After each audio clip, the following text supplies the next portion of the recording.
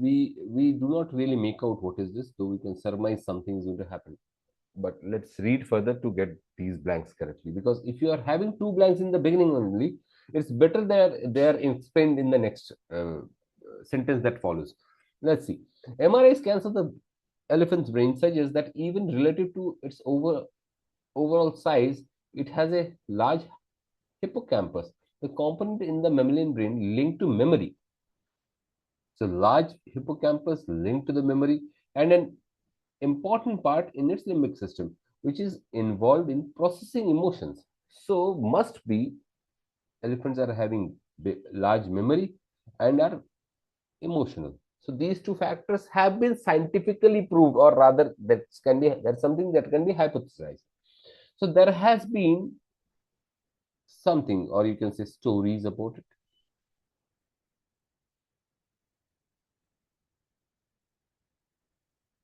Stories about elephants' fabled mental capacities until recently, when these behavioral observations have begun to be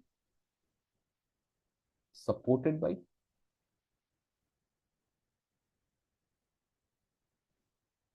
by brain science, and then he explains how. So let's see which stands the best. There has been not surprising credence to, not widespread dismissal of, obviously it's the opposite, only anecdotal evidence. Anecdotal means something that's fabled, that's mythical. Credence is basically belief. So surprisingly given belief to something. That's absolutely not. Credence is not acceptable here.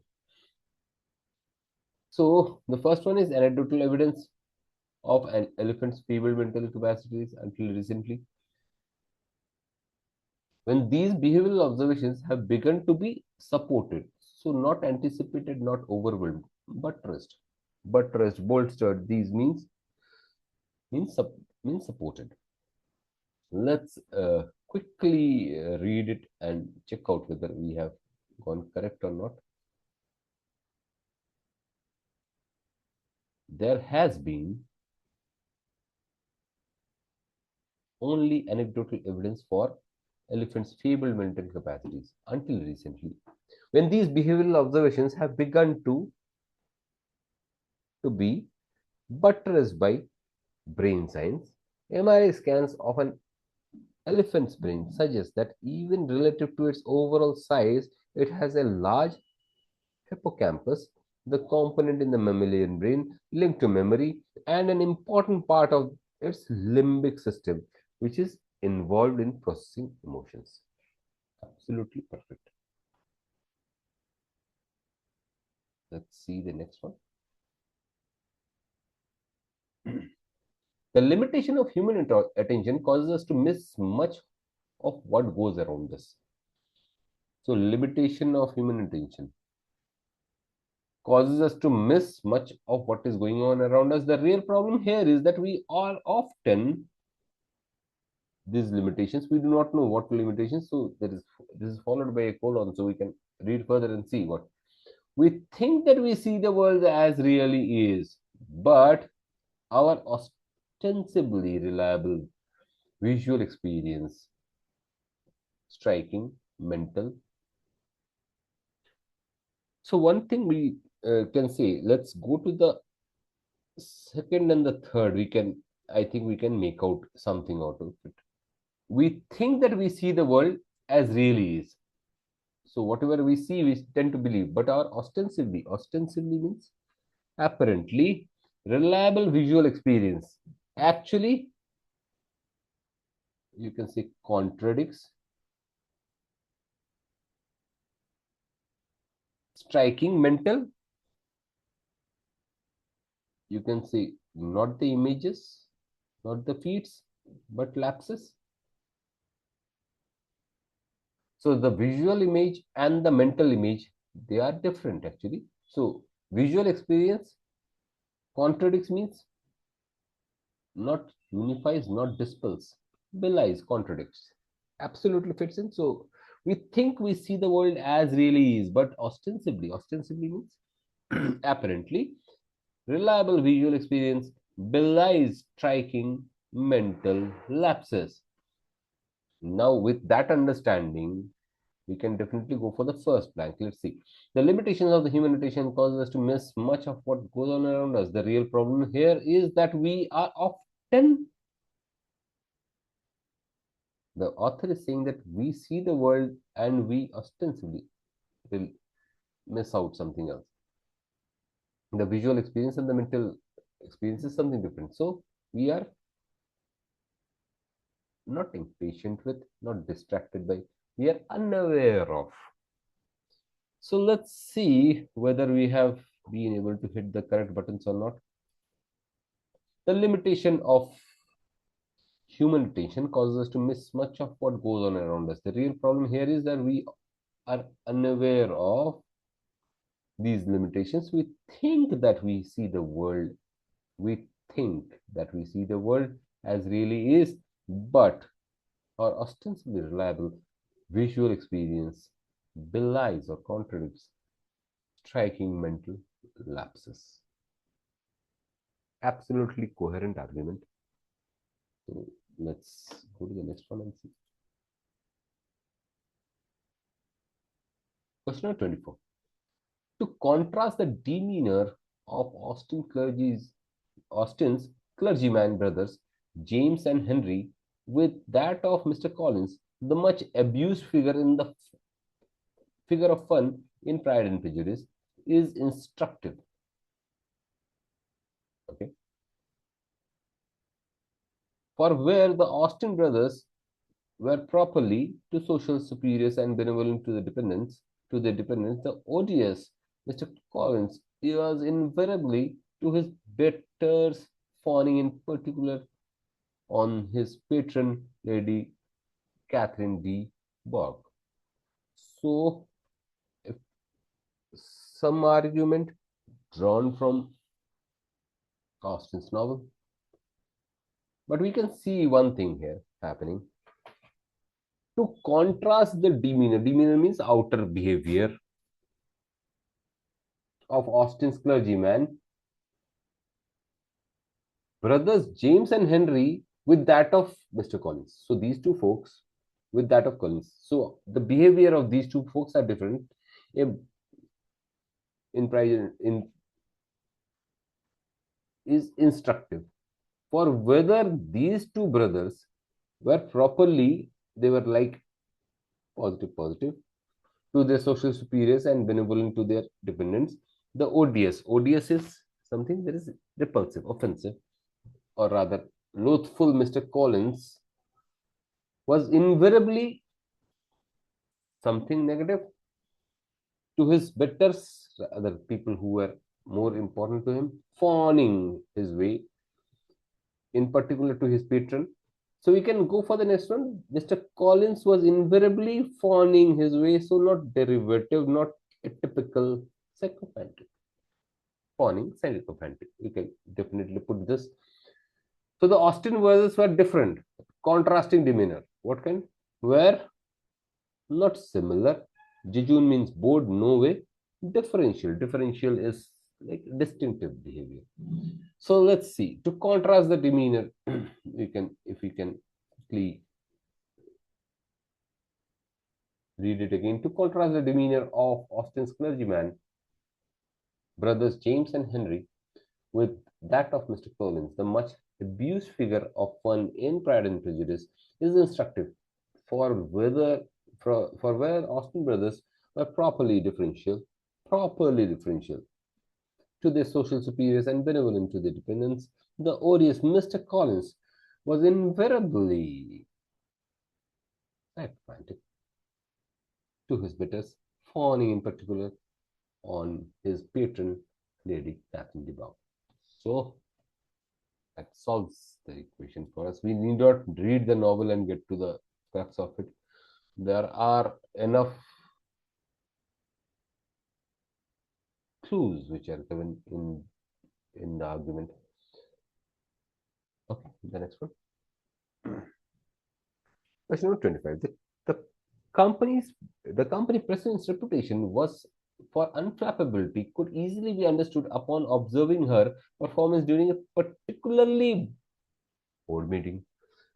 So somebody, the clue here is unflappability. Unflappability is somebody who doesn't give in.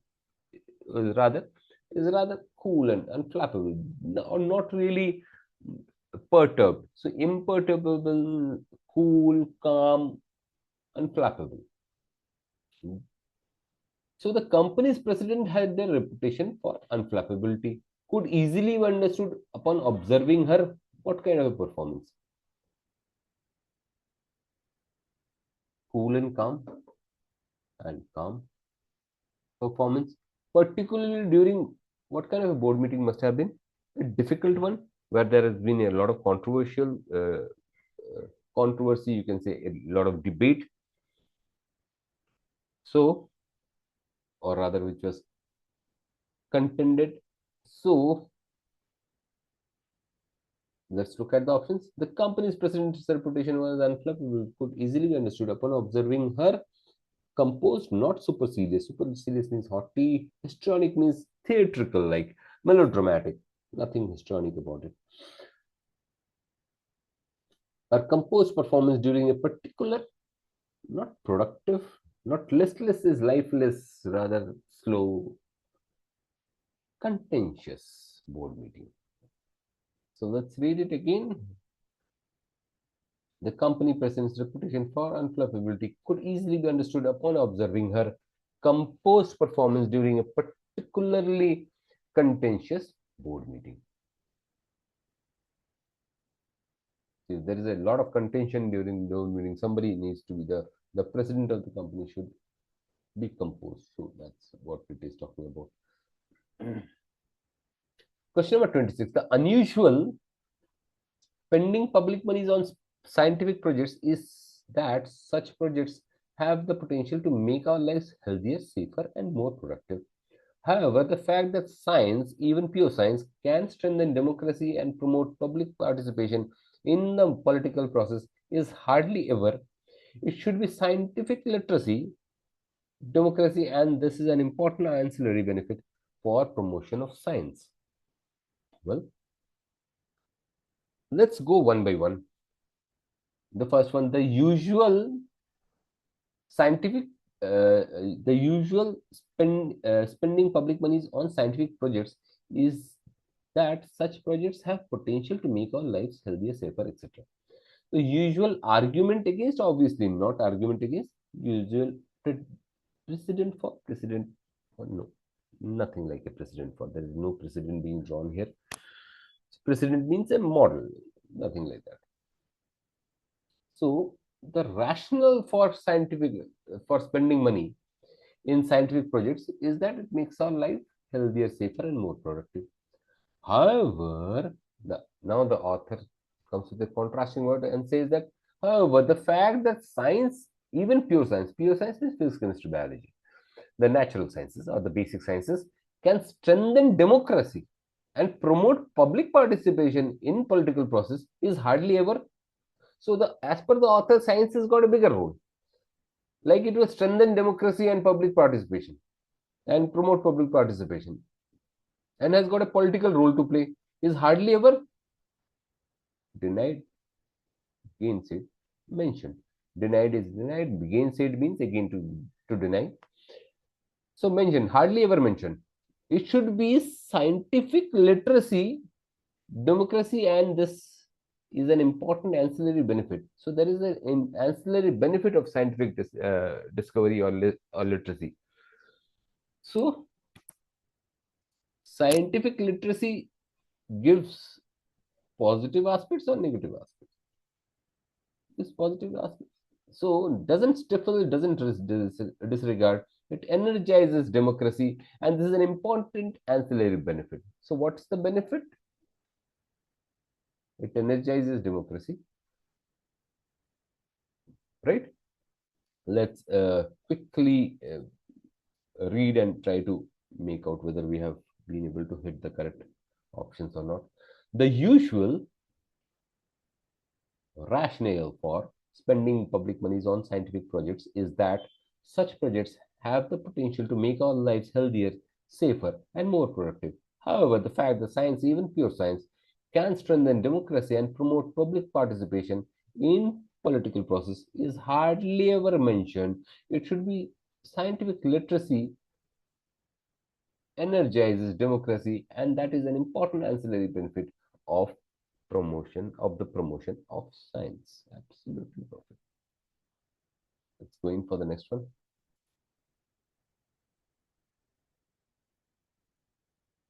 Question of 27. Federal efforts to regulate standards on educational achievements have been met by from the states. Let's read further to understand, because there is a semicolon here. Local government feel that the government imposition represents an undue infringement in their. Okay, so local governments feel that government's imposition represents an undue, negative word, infringement in their. Okay, so federal efforts to regulate the standard on educational achievement have been made by positivity or negativity? Obviously negativity, because they feel that it's an undue infringement somewhere. So not receptivity, not compromise, intransigence. Intransigence means refusal to change. I will remain as I am. Made by intransigence, not compromise. People are not giving in. Local governments feel that the government's position represents an undue infringement in their, not legislation, not comportment, but autonomy. Comportment means, what do you mean the comportment? Comportment means look or the appearance or the bearing of somebody. Comportment. So nothing to do with comportment here. So let's quickly read it and check out whether we are correct or not. Federal efforts to regulate standards on educational achievements may have been made by intransigence from states. Local governments feel the government's position represents an undue infringement on their autonomy. Perfect. Let's go to the next one.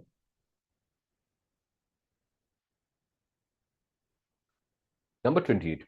People love to talk their commutes to and from work.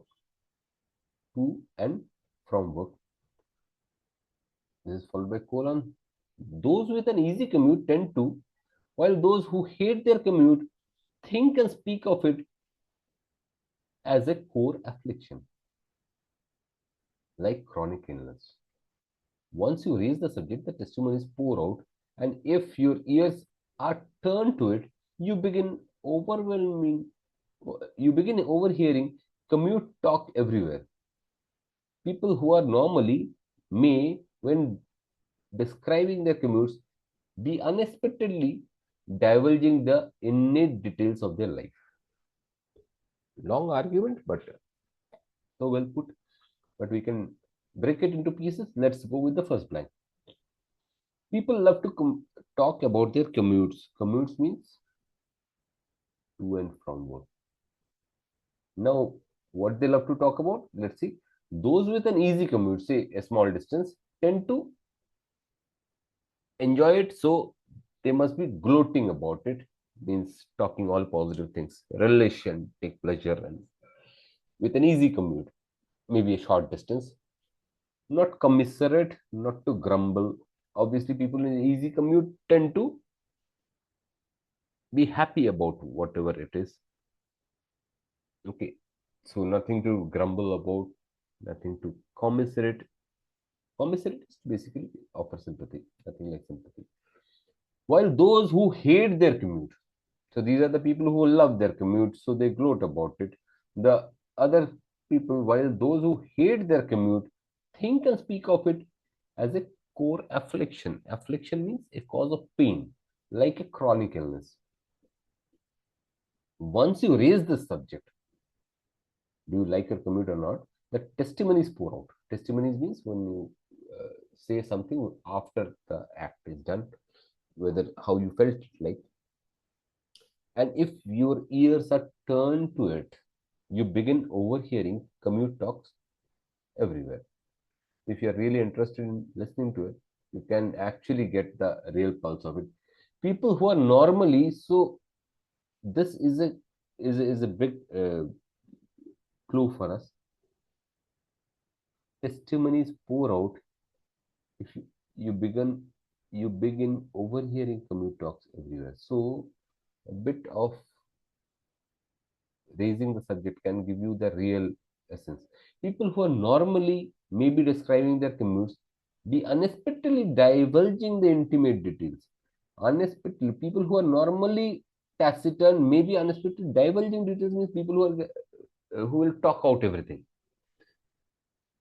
So divulging intimate details means people are not taciturn, so not economical, nothing with economical, nothing to do with money, not flustered about. Flustered means agitated or confused. No. Candid means very open about it. Candid. So unexpectedly candid divulging facts. So who are normally what? Normally, who are normally not inattentive, not garrulous. Garrulous means who are talkative, will normally circumspect. Circumspect means they will try to avoid the topic. May, when describing their commutes, be unexpectedly candid in divulging the intimate details. So he is saying that when as per the author, if you ask somebody in a commute what it is like, the people who are otherwise taciturn may start speaking. So that's the essence of it. Let's see whether we have marked the correct options or not. People love to talk about their commutes to and from work. Those with an easy commute tend to gloat about it, while those who hate their commute think and speak of it as a core affliction like a chronic illness. Once you raise the subject, the testimonies pour out. And if your ears are turned to it, you begin hearing commute talks everywhere. People who are normally circumspect may, when describing their commutes, be unexpectedly candid in divulging the intimate details of their life. Right? Seems perfect. Let's go to the next question.